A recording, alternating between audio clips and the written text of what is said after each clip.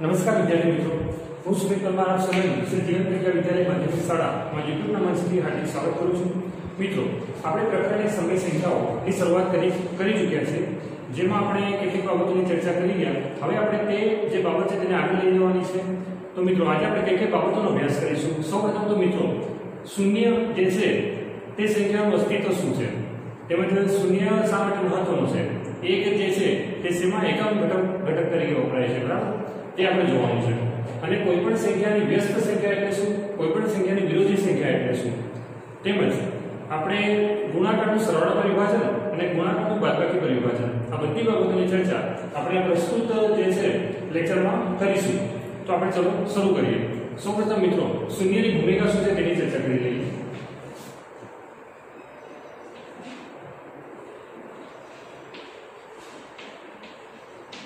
શૂન્યની ભૂમિકા, તેમાં મિત્રો કોઈ પણ સંખ્યામાં શૂન્ય ઉમેરવામાં આવે તો મળતું પરિણામ હંમેશા શૂન્ય જ હોય છે. જેમ કે કોઈ પૂર્ણ સંખ્યા લઈએ, પૂર્ણ સંખ્યા માટે 4 + 0 = 4. પૂર્ણાંક સંખ્યા માટે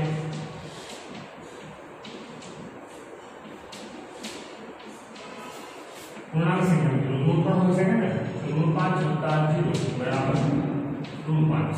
સમય સંખ્યા, જે આપણું આ જે ચેપ્ટર છે સમય સંખ્યા માટે તો 2/3 + 0 = 0. ઠીક છે, સોરી, 2/3 = 2/3. શૂન્ય ઉમેરાશે તો 2/3 જ રહેશે. આ સંખ્યા ઋણ પણ હોઈ શકે છે. તો અહીંયા આપણે મિત્રો શું જોઈ ગયા કે કોઈ પણ સંખ્યા ભલે જે પૂર્ણ હોય, પૂર્ણાંક હોય કે સમય સંખ્યા હોય, તેમાં જો શૂન્ય ઉમેરવામાં આવે તો મળતા પરિણામમાં કોઈ ફેર પડતો નથી. એટલે કે આપણે કહી શકીએ કે શૂન્ય જે છે તે સરવાળા માટે એકમ ઘટક છે, બરાબર. શૂન્ય એ સરવાળા માટેનો એકમ ઘટક છે.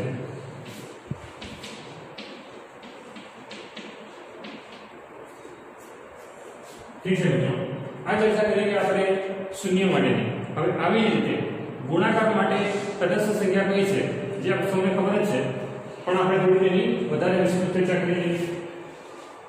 એકની ભૂમિકા પૂર્ણ સંખ્યા માટે, પૂર્ણાંક સંખ્યા માટે અને સમય સંખ્યા માટે. પૂર્ણ સંખ્યા મિત્રો 4 × 1 = 4. પૂર્ણાંક સંખ્યા √5 × 1 = √5. સમય સંખ્યા 2/5 × 1 = 2/5. ગુણાકાર માટે કોઈ પણ સંખ્યાને છેદમાં એક હંમેશા હોય જ છે. અંશો અંશ સાથે ગુણાકાર, છેદનો છેદ સાથે ગુણાકાર. ઠીક છે, આ થઈ સમય સંખ્યા માટે.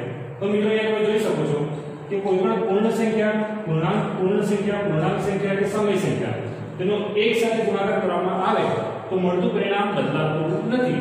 એટલે કે આપણે કહી શકીએ કે ગુણાકાર માટેનો તટસ્થ ઘટક અથવા તો એકમ ઘટક જે કહો તે તટસ્થ ઘટક અથવા તો એકમ ઘટક કેટલો છે? 1 છે. અહીંયા આપણે 1 એ ગુણાકાર માટેનો શું છે? એકમ ઘટક અથવા તો તટસ્થ ઘટક છે. હવે આ વાત થઈ ગઈ આપણે શૂન્ય અને એકની ભૂમિકા, જેનો ઉપયોગ આપણે દાખલાઓમાં ક્યારેક કરવાનો થઈ શકે છે. હવે આપણે કોઈ પણ સંખ્યાની વિરોધી સંખ્યા એટલે કોને કહેવાય અને કોઈ પણ સંખ્યાની વ્યસ્ત સંખ્યા એટલે શું તે જોઈ લઈએ.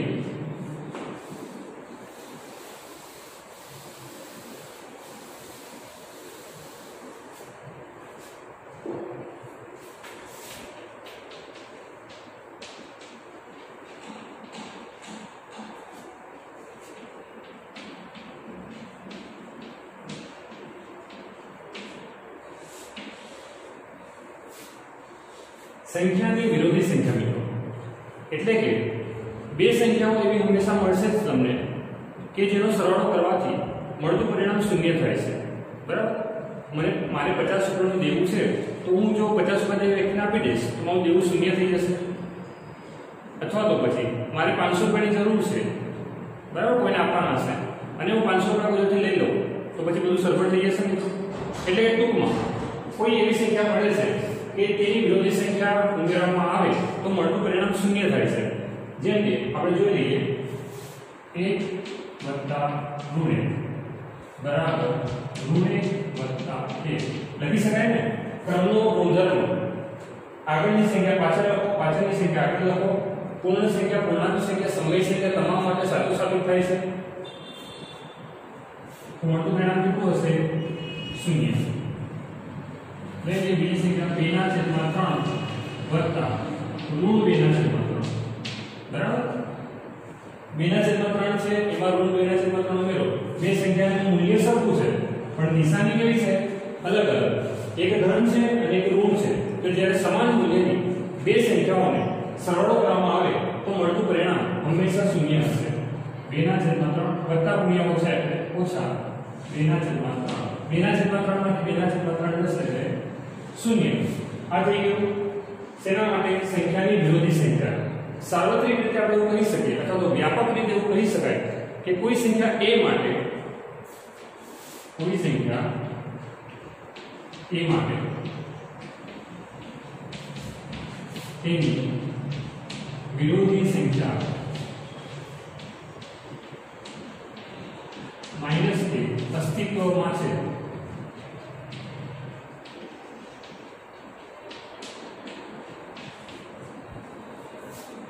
ઠીક છે. આ થઈ ગઈ વિરોધી સંખ્યા, ઓપોઝિટ નંબર જેને કહી શકાય. હવે આપણે ચર્ચા કરીએ વ્યસ્ત સંખ્યા.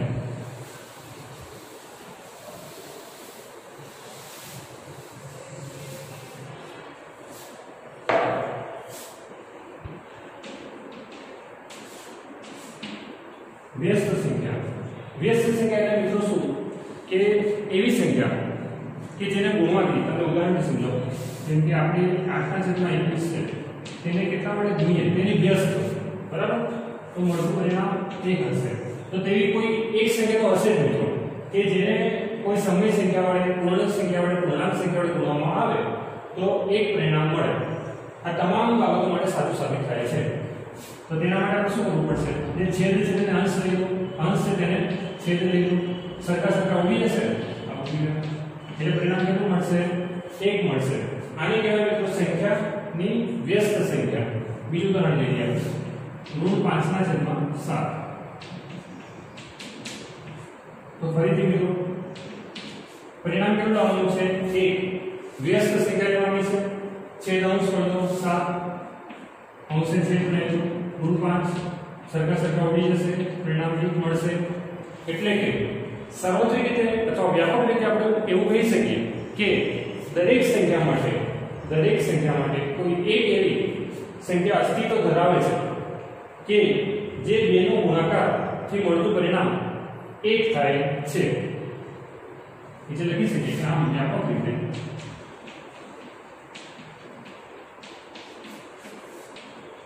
બે સંખ્યાનો ગુણાકાર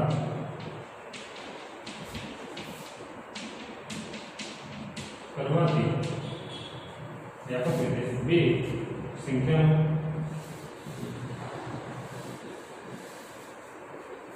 વ્યાપક રીતે આપણે શું કહી શકીએ? બે સમય સંખ્યા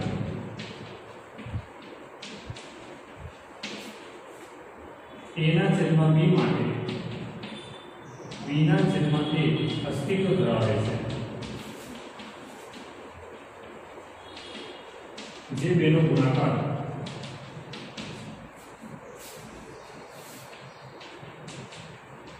થી પરિણામ 1 મળે છે.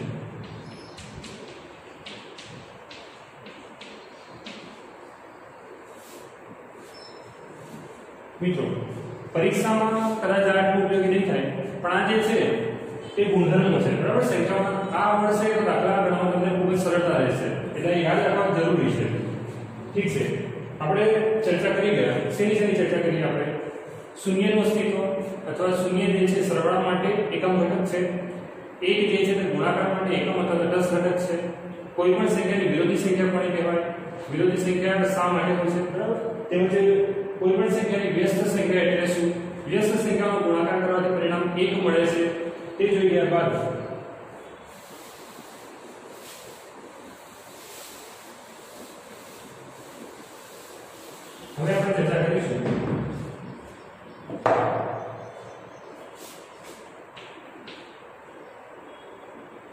ગુણાકારનું સરવાળા વિભાજન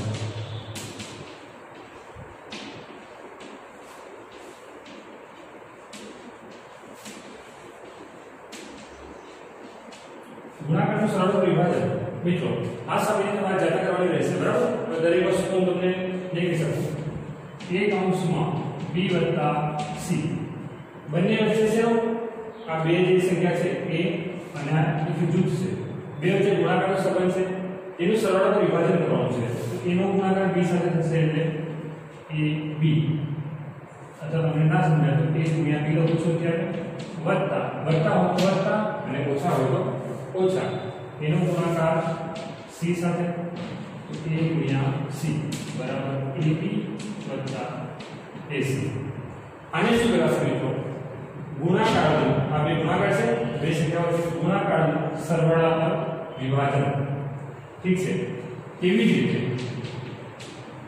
ગુણાકારનું બાદબાકી પર વિભાજન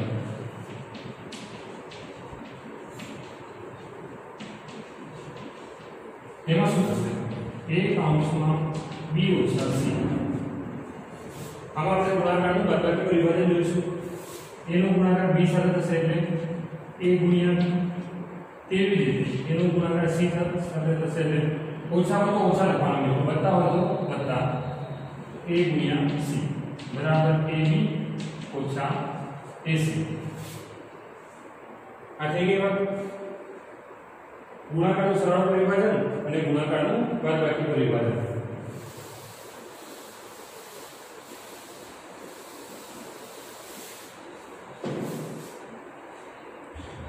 હા તો મિત્રો આજની આપણી ચર્ચા આટલી સુધી રાખીએ હવે જે આપણો નેક્સ્ટ લેક્ચર આવશે તેમાં કેટલાક ઉદાહરણો દ્વારા આજે આપણે નિયમો શીખી ગયા તેનો ઉપયોગ કઈ રીતે થાય છે તે જોવાનું રહેશે આ નિયમો આવડશે તો દાખલા આવડશે એટલે નિયમો ખાસ યાદ રાખી લેવા જરૂરી છે તો મળીએ નેક્સ્ટ ટાઈમ